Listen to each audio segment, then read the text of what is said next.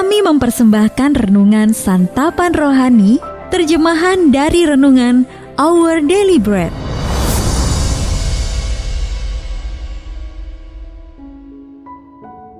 Sahabat ODB, pembacaan Alkitab hari ini terambil dari 2 Timotius pasal yang pertama, ayat yang ke-6 sampai dengan ayat yang ke-14. Karena itulah kuperingatkan engkau untuk mengobarkan karunia Allah yang ada padamu oleh penumpangan tanganku atasmu.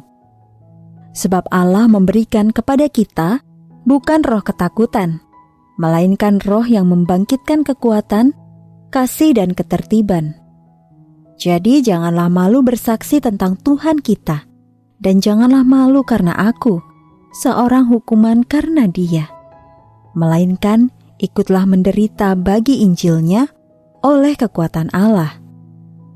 Dialah yang menyelamatkan kita dan memanggil kita dengan panggilan kudus, bukan berdasarkan perbuatan kita, melainkan berdasarkan maksud dan kasih karunia-Nya sendiri, yang telah dikaruniakan kepada kita dalam Kristus Yesus sebelum permulaan zaman, dan yang sekarang dinyatakan oleh kedatangan Juru Selamat kita, Yesus Kristus, yang oleh Injil telah mematahkan kuasa maut dan mendatangkan hidup yang tidak dapat binasa.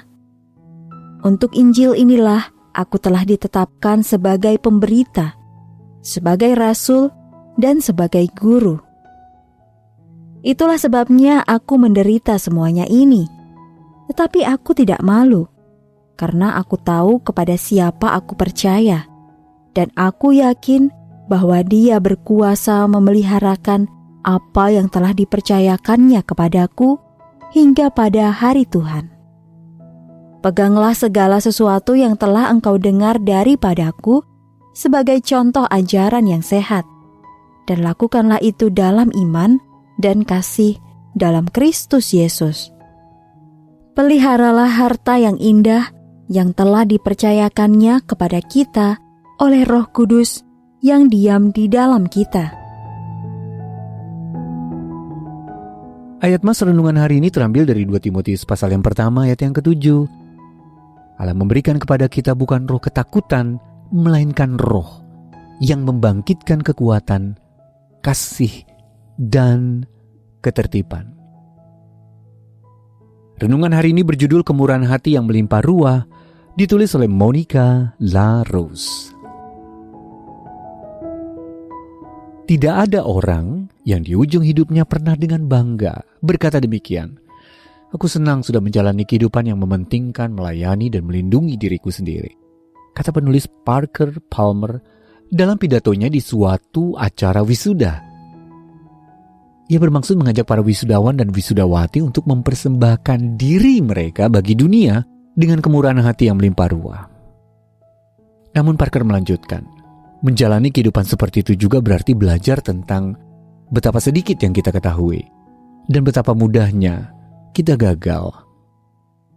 Dalam mempersembahkan diri bagi dunia, kita perlu mengembangkan pikiran seorang pemula dan melangkah langsung ke tempat yang tidak Anda ketahui dan mengambil risiko untuk gagal dan gagal lagi berkali-kali, lalu bangkit untuk belajar lagi dan lagi.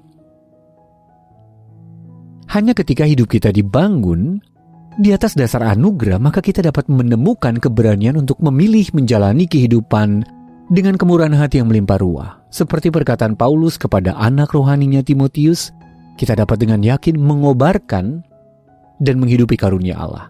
2 Timotius pasal yang pertama ayat yang ke-6. Ketika kita mengingat bahwa kasih karunia-Nya sajalah yang telah menyelamatkan dan memanggil kita kepada hidup yang bertujuan, kuasa-Nya memberi kita keberanian untuk menolak godaan hidup dalam ketakutan. Dan sebagai gantinya kita menjadi kuat, penuh dengan kasih, dan dapat menahan diri. Oleh karena roh, ayat yang ke-7 dalam terjemahan bahasa Indonesia sehari-hari. Anugerahnya itulah yang mengangkat kita di saat kita jatuh, sehingga kita dapat melanjutkan perjalanan kita seumur hidup dengan dasar kasih-Nya. Sahabat ODB, apakah Anda pernah tergoda untuk hidup dalam ketakutan? Lalu bagaimana kasih karunia dan kuasa Allah dapat menolong Anda untuk hidup dengan lebih berani baginya? Mari kita berdoa.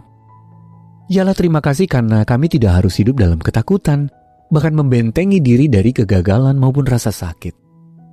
Tolonglah kami mengandalkan keberanian yang Engkau sediakan. Amin.